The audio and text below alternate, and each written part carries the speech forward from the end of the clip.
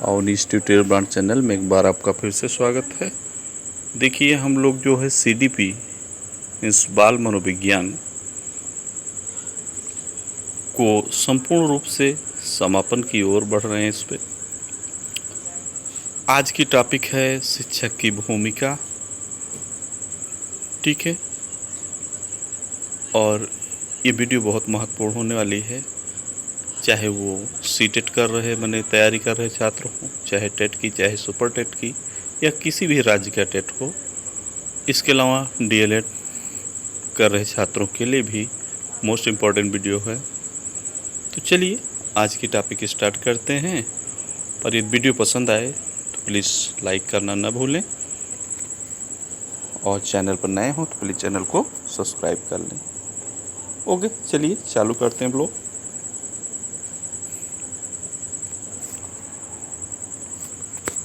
Topic है शिक्षक की भूमिका।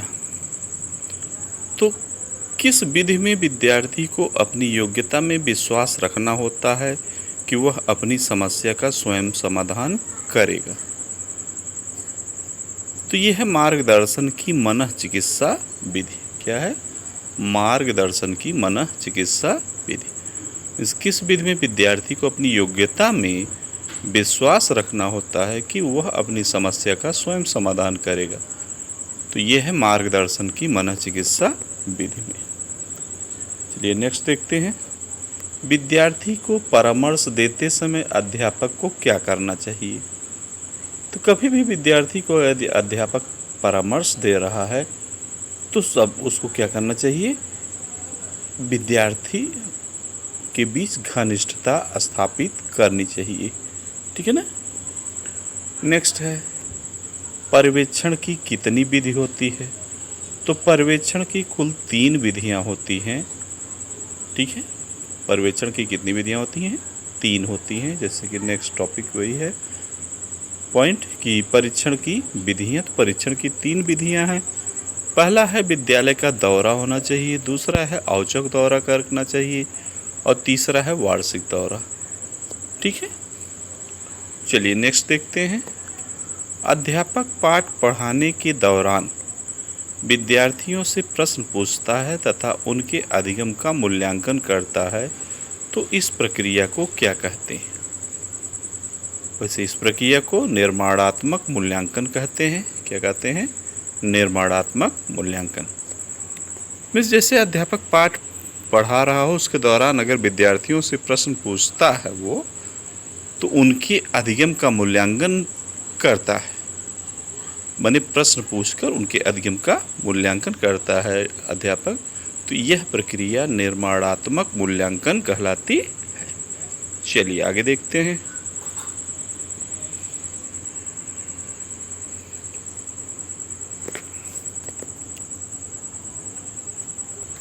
आधारित अध्यापन मॉडल के कितने घटक हैं। तो आधारित अध्यापन मॉडल के कुल 3 घटक हैं। कितने हैं? 3 घटक।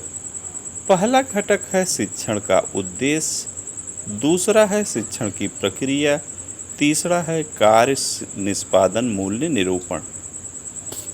ठीक है, तो आधारित अध्यापन मॉडल के कुल 3 घटक होते हैं। पहला घटक है शिक्षण का उद्देश्य, दूसरा है शिक्षण की प्रक्रिया, तीसरा है कार्य निष्पादन मूल्य निरूपण। चलिए नेक्स्ट देखते हैं। विशेषज्ञ अध्यापक के लिए सबसे महत्वपूर्ण चुनौती है। तो विशेषज्ञ अध्यापक जो होते हैं उनके लिए क्या महत्वपूर्ण चुनौती होती है? अनुकल्प पाठक क्रियात्मक और क्रियाकलाप का अध्ययन। ठीक है, अनुकल्प पाठक क्रियात्मक और क्रियाकलाप का अध्ययन। चलिए नेक्स्ट देखते हैं। बालकों की समस्याओं के समाधान के लिए उसे वैज्ञानिक राय की आवश्यकता होती, इसे कहते हैं। ठीक है, तो बालकों की समस्याओं के समाधान के लिए जो वैज्ञानिक राय की आवश्यकता होती है उसे परामर्श कहते हैं। क्या कहते हैं? परामर्श कहते हैं। नेक्स्ट पॉइंट देखते हैं। परामर्श किसे कहते हैं?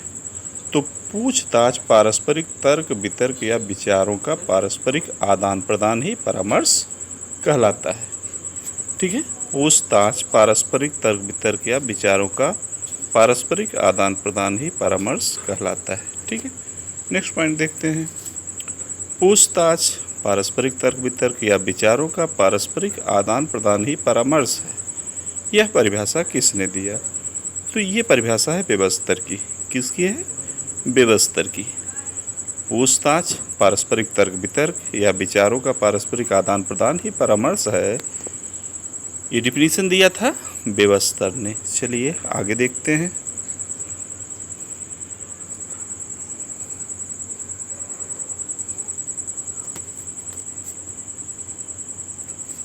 परामर्श कितने प्रकार का होता है? तो परामर्श 10 प्रकार के होते हैं। ठीक है ना, परामर्श कितने प्रकार के होते हैं? 10 प्रकार का। नेक्स्ट है मौन धारण, स्वीकृति, पुनरावृत्ति क्या है? बहुत इंपॉर्टेंट है, सीटेट में कई बार पूछा गया है।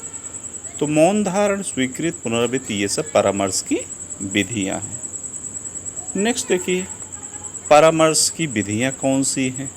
मीन्स इम्पोर्टेंट कौन कौन सी हैं? विश्वास, परित्याग, विवेचना, विश्लेषण आदि। ठीक है ना, विश्वास, परित्याग, विवेचना, विश्लेषण ये सब क्या है? परामर्श की विधियां हैं।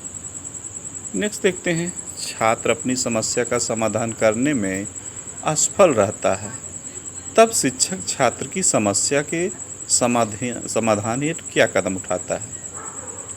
उचित मार्गदर्शन। कभी भी छात्र अगर अपनी समस्या का समाधान करने में असफल रहता है, तब शिक्षक छात्र की समस्या के समाधान हेतु उचित मार्गदर्शन का कदम उठाता है। नेक्स्ट है, छात्र अपनी समस्याओं को शिक्षक के साथ प्रस्तुत कर सकते हैं। तो छात्र अपनी समस्याओं को विश्वास के द्वारा शिक्षक के साथ प्रस्तुत कर सकते हैं। ठीक है ना, मीन्स अगर छात्र और अध्यापक के बीच विश्वास नहीं होगा तो कोई वहाँ प्रक्रिया बनती ही नहीं।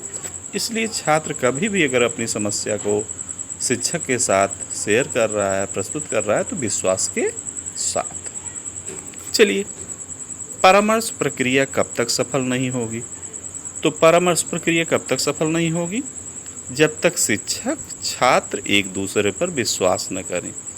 ठीक है ना, जब तक शिक्षक छात्र एक दूसरे पर विश्वास, माने शिक्षक छात्र पर और छात्र शिक्षक पर अगर विश्वास कर रहा है तो परामर्श प्रक्रिया सफल होगी, अगर नहीं कर रहा है तो असफल होगी। नेक्स्ट है, छात्रों की योग्यताएं, रुचि एवं रुझान की अधिक से अधिक जानकारी प्राप्त करना क्या है?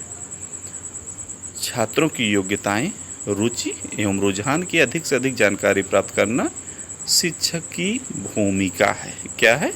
शिक्षक की भूमिका है। नेक्स्ट है, परामर्शदाता की विशेषताएं कितनी हैं? तो परामर्शदाता की कुल 10 विशेषताएं होती। कितनी होती हैं? 10 होती हैं। चलिए आगे देखते हैं।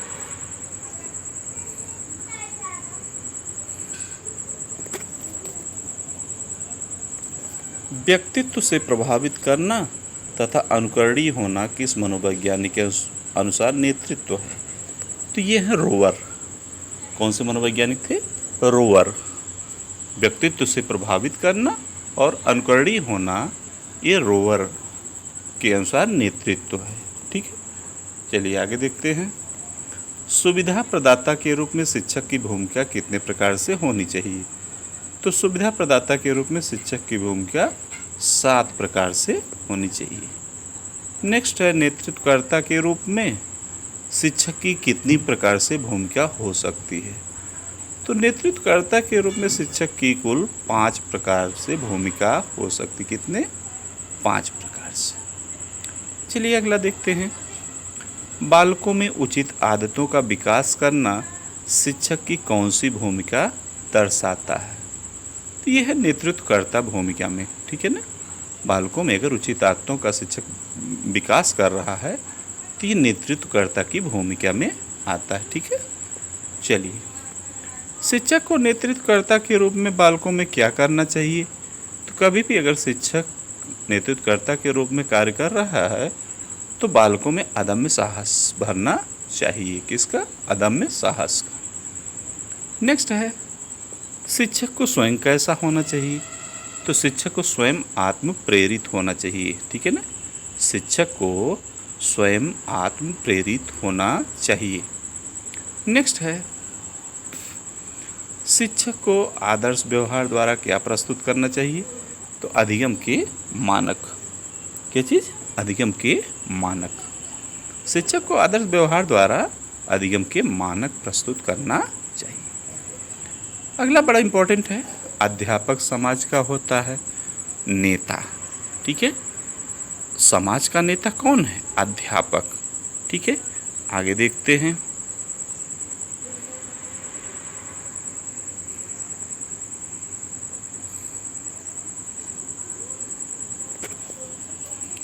देखिए, आपको बता दें, लगभग अब सीडीपी समापन की ओर हम इस बाल मनोविज्ञान 2-4 वीडियो मैंने कहा है और होंगे, और संपूर्ण रूप से सीडीपी समाप्त हो जाएगी। और अगर संपूर्ण सीडीपी आप देखना चाहते हैं तो उसकी आपकी सुविधा के लिए, वैसे तो आप चैनल सब्सक्राइब किए तो कोई दिक्कत ही नहीं है, आपकी सुविधा के लिए सीडीपी की प्लेलिस्ट की लिंक आपको हम दे देते हैं डिस्क्रिप्शन में। वहाँ से डायरेक्टली आप मन मुताबिक सीरियल से सभी वीडियो देख सकते हैं। ठीक है, चलिए आगे देखते हैं। शिक्षक अपने संसाधनों को किस रूप में साझा करता है? तो संसाधन प्रदाता के रूप में। शिक्षक अपने संसाधनों को संसाधन प्रदाता के रूप में साझा करता है। चलिए नेक्स्ट देखते हैं। दूसरे लोगों के व्यवहार को जो प्रभावित करता है उसे कहते हैं, तो कभी भी दूसरे लोगों के व्यवहार को जो प्रभावित करता है उसे नेतृत्व कहते हैं। क्या कहते हैं? नेतृत्व। नेक्स्ट है, समाज को आदर्श एवं स्वस्थ जीवन प्रदान करते हैं, तो कौन करता है? अध्यापक। अध्यापक ही है ऐसा जो समाज को आदर्श एवं स्वस्थ जीवन प्रदान करता है। नेक्स्ट है कि छात्र की उन्नति में अध्यापक छात्र का मापता है। तो छात्र की उन्नति में अध्यापक छात्र की बुद्धिलब्ध की माप करता है। मीन्स बुद्धिलब्ध के मापन से अध्यापक को सरलता होती है कि छात्र को किस दिशा में ले जाया जाए, किस ढंग से प्रेरित किया जाए। ठीक है, चलिए नेक्स्ट देखते हैं। अध्यापक को बाल मनोविज्ञान का ज्ञान होना जरूरी है। तो अध्यापक को बाल मनोविज्ञान का ज्ञान होना क्यों जरूरी है? इसलिए कि बच्चों के व्यक्तित्व को समझने के लिए। ठीक है, बच्चों के व्यक्तित्व को अगर अध्यापक समझेगा नहीं तो उसकी शिक्षा दीक्षा कैसे वो आगे बढ़ाएगा। तो इसलिए अध्यापक को बाल मनोविज्ञान अगर ढंग से उसका ज्ञान है तो बच्चों के व्यक्तित्व को वो समझ सकता है। नेक्स्ट है, विद्यालय में सामाजिक एवं सांस्कृतिक गतिविधियों के द्वारा बालकों को शिक्षा दी जाती है। तो विद्यालय में सामाजिक एवं सांस्कृतिक गतिविधियों के द्वारा बालकों को शिक्षा दी जाती है। किसके द्वारा? सामाजिक व्यवहार के द्वारा। किसके द्वारा? सामाजिक व्यवहार के द्वारा। ठीक है, नेक्स्ट पॉइंट है, छात्रों के सामने स्वयं पढ़ना छात्रों में किस आदत का विकास करेगी? तो स्व अध्ययन बहुत इंपॉर्टेंट है, कई बार पूछा गया है। छात्रों के सामने स्वयं पढ़ना जो है छात्रों में स्व अध्ययन का विकास करती है। ठीक है, किसका विकास करती है? स्व अध्ययन का। नेक्स्ट है, बच्चों को कितने वर्ष की आयु में स्कूल भेजना चाहिए? तो ये भी बहुत इंपॉर्टेंट क्वेश्चन, कई बार रिपीट हुआ है। काफ़ी चाहे सी-टेट में, टेट में, सुपर टेट में ये सब पूछे गए हैं। तो 4 से 5 वर्ष तक की आयु के बच्चों को ही स्कूल भेजना चाहिए। ठीक है, तो आज की वीडियो में बस इतना ही। नेक्स्ट वीडियो में पुनः मिलते हैं और जल्द ही श्रृंखला को समाप्त किया जाएगा कि जिससे संपूर्ण सीडीपी समाप्ति की ओर बढ़े। उसके अलावा आपको फिर नई टॉपिक चुनेंगे कुछ। ठीक है, तो आज की वीडियो यदि पसंद आई हो तो प्लीज़ लाइक ज़रूर करें और अपने मित्रों को भी शेयर करें जो सीटेट या सुपर टेट या डीएलएड कर रहे हों उनको शेयर करें जिससे उनकी भी मदद हो सके। और इस चैनल पर नए हैं तो प्लीज़ चैनल को सब्सक्राइब कर लें, जिससे कि आपको केवल बाल मनोविज्ञान में सीडीपी ही नहीं, आपको अध्ययन के लिए और सारे मटेरियल मिल सकें और साथ में आपको एग्ज़ाम अपडेट भी इस चैनल पर ऑथेंटिक जो होगी न्यूज़ वो दी जाती है। ठीक है, तो आज के लिए बस इतना ही। नेक्स्ट वीडियो में पुनः मिलते हैं, तब तक के लिए धन्यवाद।